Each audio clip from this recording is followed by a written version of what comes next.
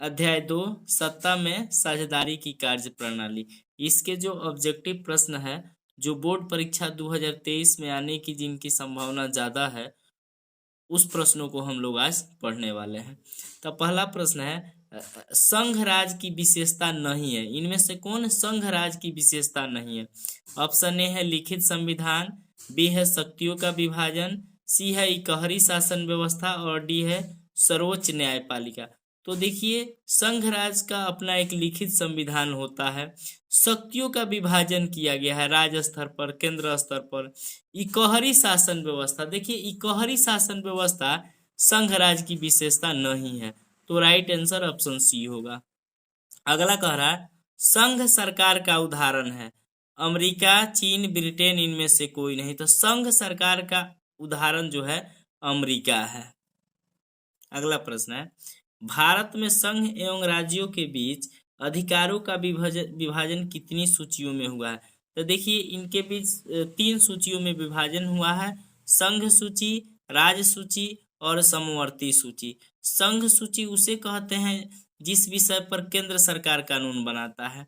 राज्य सूची के अंतर्गत वे सारे अधिकार आते हैं जो राज्य सरकार के जिम्मे होते हैं। और समवर्ती सूची का मतलब संघ और राज्य, उस पर दोनों का अधिकार होता है। तो ऑप्शन सी इसका राइट आंसर होगा। अगला क्वेश्चन है, सत्ता में साझेदारी सही है क्योंकि इसका जो सबसे अच्छा आंसर होगा वह होगा डी, विभिन्न समुदायों के बीच टकराव कम करती है। अगला है, संघवाद लोकतंत्र के अनुकूल है क्योंकि संघीय व्यवस्था केंद्र सरकार की शक्ति को सीमित करती है। ये नहीं होगा, इसका ये राइट आंसर बी हो जाएगा। अगला क्वेश्चन है, सत्ता में साझेदारी की सर्वोत्तम प्रणाली कहाँ विकसित की गई है? इसका आंसर बढ़िया से आप लोग देखिएगा, परीक्षा में कई बार प्रश्न यह पूछा जा चुका है कि सत्ता में साझेदारी की सर्वोत्तम प्रणाली कहाँ विकसित की गई है। तो इसका आंसर होगा बेल्जियम में। कहाँ होगा? बेल्जियम में। नेक्स्ट है, बेल्जियम में सत्ता की भागीदारी के संदर्भ में सही बयान क्या है? ऑप्शन ए, बहुसंख्यों का प्रभुत्व बनाए रखने का प्रयास, बी है फ्रेंच भाषी अल्पसंख्यकों के हितों की उपेक्षा, सी है संघीय शासन व्यवस्था अपनाकर देश को भाषा के आधार पर टूटने से बचाना। तो यही इसका राइट आंसर हो जाएगा।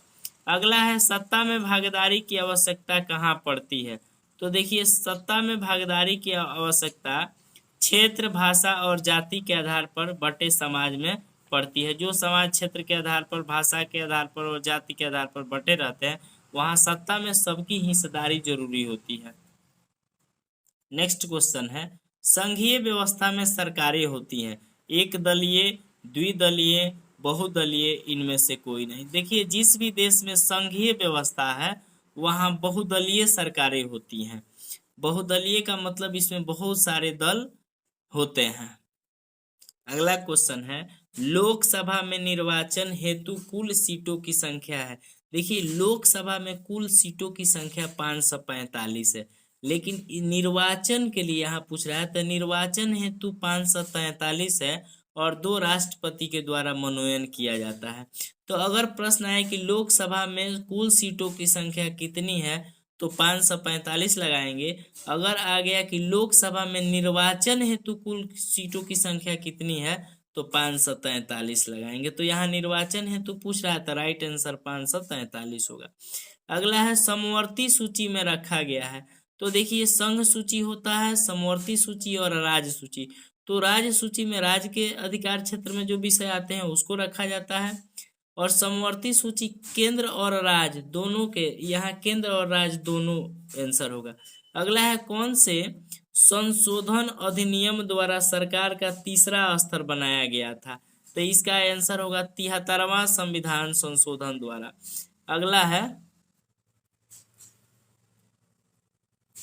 निम्न में से कौन सा पंचायती राज व्यवस्था का दूसरा रूप है?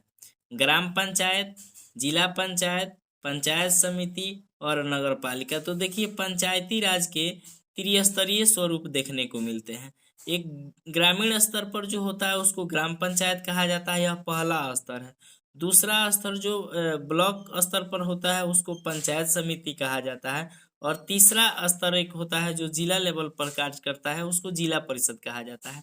तो यहाँ निम्न में से कौन सा पंचायती राज व्यवस्था का दूसरा स्तर, तो पहला स्तर ग्रामीण स्तर हो गया गांव के स्तर पर, दूसरा ब्लॉक स्तर पर। तो जो ब्लॉक स्तर पर कार्य करता है उसको पंचायत समिति कहा जाता है। अगला क्वेश्चन है पंचायती राज व्यवस्था सर्वप्रथम किस राज्य में लागू किया गया, तो पंचायती राज व्यवस्था सबसे पहले राजस्थान में लागू किया गया था। अगला क्वेश्चन है ग्राम कचहरी का प्रधान कौन होता है, पंच, सरपंच, प्रमुख और न्याय मित्र।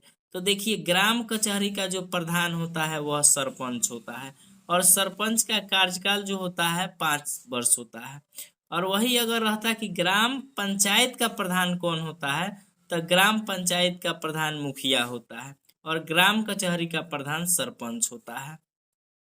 नेक्स्ट क्वेश्चन देखते हैं, भारत में किस प्रकार की शासन प्रणाली है, तो भारत में संघीय और संसदीय शासन प्रणाली है। भारत में संघीय और संसदीय प्रणाली है। अगला है बिहार में पंचायती राज व्यवस्था का कार्यकाल है, तो देखिए पंचायती राज व्यवस्था का जो कार्यकाल होता है वह 5 वर्षों के लिए होता है। पटना नगर निगम के प्रधान को क्या कहा जाता है, तो पटना नगर निगम के प्रधान को महापौर कहा जाता है।